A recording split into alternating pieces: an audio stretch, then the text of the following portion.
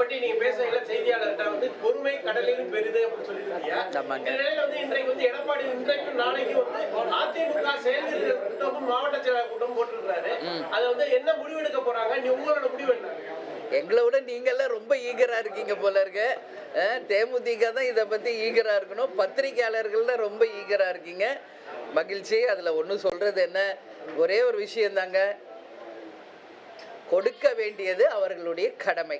அது ஒன்று தான் நான் சொல்வேன். ஏன்னா 2024 பார்லிமெண்ட் எலெக்ஷன் அப்பவே 5 எம்பிக்களோடு இந்த ராஜ்யசபாவும் உறுதி செய்யப்பட்டது தான்.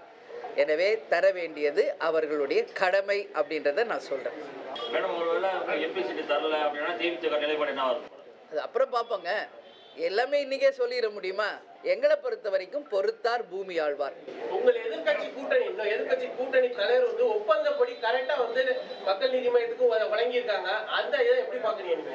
அது அவங்க சொன்னபடி அவர் கொடுத்திருக்கிறாரு. அது வரவேற்கக்கூடிய ஒரு விஷயம். ஏன்னா இங்க வந்து அரசியல்ல வந்து நம்பிக்கை தான் முக்கியம், வார்த்தைகள் தான் முக்கியம். அந்த வார்த்தைப்படி நிச்சயம் நடப்பவர்கள் மேலே தான் மக்களுக்கும் சரி, தமிழகத்தில் இருக்கிற எல்லாருக்கும் ஒரு நம்பிக்கை வரும். அதில் எந்த மாற்று கருத்துமே கிடையாது. அதனால தான் நான் சொல்கிறேன், தர வேண்டியது அவர்களுடைய கடமை. 24 பாராளுமன்ற தேர்தலின் போதே 5 எம்பியும் ஒரு ராஜ்யசபாவும் உறுதி செய்யப்பட்ட ஒன்று. அதனால தான் அவங்க கடமை அதுன்னு நான் சொல்கிறேன். ஏன்னா ஏற்கனவே 2 முறை தேமுதிகக்கு வந்த வாய்ப்பை ஒரு முறை அன்புமணி ராமதாஸ் அவர்களுக்கும் இன்னொரு முறை ஜி.கே. வாசனுக்கும் தந்தாங்க. அதை நாங்கள் மனதார ஏற்றுக்கிட்டோம். அது மாதிரி இந்த முறை எங்களுக்கு தர வேண்டியது எங்களுடைய டேர்ன், இது எங்களுடைய முறை. இது அதுதான் நான் சொல்கிறேன், தர வேண்டியது அவர்களுடைய கடமை. அவருடைய சொல்லில் நிச்சயம் அவர் வந்து உறுதியாக இருந்து நம்பிக்கைக்கு உரியவர்களாக மக்களுக்கும் அவர் நிரூபிக்கணும்னு சொல்லி நான் கேட்டுக்கிறேன். அவங்க கட்சிக்காரருக்கும் மக்களுக்கும் அவர் சொன்ன வார்த்தையை நிரூபிக்கணும்னு சொல்லி நான் கேட்குறேன். ஆட்சியில் பங்கு அதிகாரத்தில் பங்குங்கிற வாசகங்கள் சமீப காலமா எல்லா கட்சியிலுமே ஒழிக்கப்பட்டிருக்கு, எக்ஸப்ட் வரவேற்கத்தக்க ஒரு விஷயம் தாங்க. இன்னைக்கு வந்து ஆரம்பத்தில் பார்த்தா ஒரு கட்சி 2 கட்சி தான் இருந்தாங்க. இன்னைக்கு பல்வேறு கட்சிகள் வந்திருக்கும் போது இன்னைக்கு ஆளும் கட்சியை வந்தாலும் ஆண்ட கட்சி மேலேயும் மக்கள் அவ்வளோ நம்பிக்கை இல்லாமல் தான் இருக்காங்க. அதனால வருங்காலங்களில் வந்து நிச்சயமாக ஆட்சியில் பங்கு அப்படின்ற நிலை உருவாகும் என்பதில் எந்த சந்தேகமும் இல்லை. தேமுதிகவுக்கு மாநிலங்களவை சீட் வழங்க வேண்டியது அதிமுகவின் கடமை என்று தேமுதிக பொதுச் செயலாளர் பிரேமலதா விஜயகாந்த் தெரிவித்திருக்கிறார். இது தொடர்பாக கருத்துக்களை பகிர்ந்து கொள்வதற்காக நம்முடைய மூத்த பத்திரிகையாளர் திரு தராசு ஷியாம் அவர்கள் இணைக்கிறார். சார் வணக்கம், இணைந்தமைக்கு நன்றி. அதிமுகவுக்கு ஒரு கடமை இருக்கு, தேமுதிகவுக்கு மாநிலங்களவை சீட் வழங்கியே ஆகணும். சொன்ன வார்த்தையை திரு எடப்பாடி பழனிசாமி அவர்கள் நிரூபித்து ஆக வேண்டும் அப்படின்னு தெரிவிச்சிருக்காங்க. நம்பிக்கைக்கு பாத்திரமாக அவர் நடந்து கொள்ள வேண்டும் அப்படின்னு தெரிவிச்சிருக்காங்க. அப்படித்தானா? உங்கள் பார்வை என்ன? அதிமுகவின் 2 வேட்பாளர்களை தேர்ந்தெடுப்பதற்கான முக்கியமான நிர்வாக குழு கூட்டம் நடக்கிற சூழ்நிலையில் பிரேமலதா அவர்கள் வலியுறுத்தி இருக்கிறார்கள். அதையும் சேர்த்து நாம் பார்க்க வேண்டியது இருக்கிறது.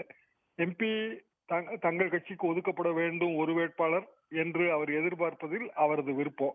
அதிமுக கொடுப்பது கொடுக்காது அவர்கள் இஷ்டம். ஆனால் திமுகவை பொறுத்தவர்கள் அந்த 4 சீட் யார் யாருக்கு என்று முடிவு செய்து கொடுத்து விட்டார்கள். இப்படியான சூழ்நிலையில் பிரேமலதா அவர்கள் பேசியதிலிருந்து 2 விஷயம் புரிந்து கொள்ள வேண்டும். ஒன்று, எம்பி வேட்பாளராக தங்கள் கட்சியிலிருந்து ஒருவரை நியமித்தால் மட்டும்தான் கூட்டணி. இரண்டாவது, அப்படி வரும்போது மக்களின் நம்பிக்கையை பெற வேண்டியது என்பது மிகவும் முக்கியம். பல கட்சிகள் இன்றைக்கு இருக்கின்றன, எல்லா கட்சிகளும் மக்கள் நம்பிக்கைக்காகத்தான் உழைக்கின்றன. எனவே சொன்ன சொல்லை காப்பாற்றுவதுதான் நம்பிக்கையின் வெளிப்பாடு, நம்பிக்கையின் அடையாளம் என்று கிட்டத்தட்ட அது ஒரு அரசியலில் புதிய இலக்கணம் தான். காரணம் என்றால் அரசியல் அல்லது கூட்டணி என்பதை எப்போதுமே தேவைகளின் அடிப்படையிலானதுதான். அது கொள்கைகளின் அடிப்படையிலானதும் கிடையாது, நம்பிக்கையின் அடிப்படையிலானதும் கிடையாது. அன்றைக்கு தேவை ஓட்டு கணக்கு, வெற்றி பெற முடியுமா முடியாதா. கலைஞர் காலத்துல ஒரு ஃபார்முலாவே சொல்லுவாரு, 5 சீட்டு கிடைப்பதாக இருந்தா 1 சீட்டு கூட்டணி கட்சி கொடுக்கலாம், 5க்கு 1. இதுதான் வந்து ஃபார்முலா. இப்படிதான் கணக்கு போடப்படுகிறது. தேமுதிகவை பொறுத்தவரையில் அவர்கள் கூறுகிற அந்த விஷயம், அதாவது மக்களவை தேர்தலின் போதே இந்த பிராமிஸ் தரப்பட்டது என்கிற விஷயம் பொது வெளிக்கு வரல. அதே நேரத்துல கமலஹாசனுக்கு மக்களவை தேர்தலின் போதே ஒப்பந்தத்திலேயே அது இருந்தது, பொது வெளிக்கு வந்த விஷயம். 2 இடையில வித்தியாசம் இருக்கு. அதே நேரத்தில் அன்புமணி அவர்கள் இன்றைக்கு காலையிலிருந்து நடந்து கொண்டிருக்கிற பிரச்சனைகள், பாமக பிரச்சனைகள், இதற்கு மத்தியில் அவர் அன்புமதிக்கு போன வாய்ப்பு என்று குறிப்பிடுகிறார், வாசன் அவர்களுக்கு போன வாய்ப்பு என்று குறிப்பிடுகிறார்.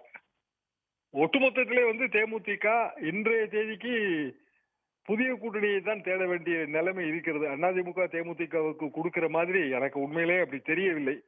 புதிய கூட்டணி என்றால் எந்த கூட்டணிக்கு போவார்கள் என்றும் உண்மையிலேயே புரியவில்லை. தேமுதிகவும் இப்போது ஒரு கிராஸ் ரோடு, ஒரு குறுக்கு சந்தில் தான் நின்று கொண்டிருக்கிறது. கொடுத்தால்தான் அதிமுகவுடன் கூட்டணி தொடரும் அப்படிங்கிற அந்த தொனி மிரட்டல் தொனியாக இருக்கா? இதன் மூலமாக எல்லாம் திரு இபிஎஸ் அவர்களுக்கு ஒரு புதிய நெருக்கடி உருவாகி இருக்கா? ஒரு பக்கம் ஆலோசனை கூட்டம் நடைபெறுது, இன்னொரு பக்கம் கூட்டணி தொடரணும் அப்படின்னா நீங்க இதை செய்யணும் அப்படின்னு கூட்டணியை சேர்ந்த ஒரு தலைவர் தெரிவிக்கிறாங்க.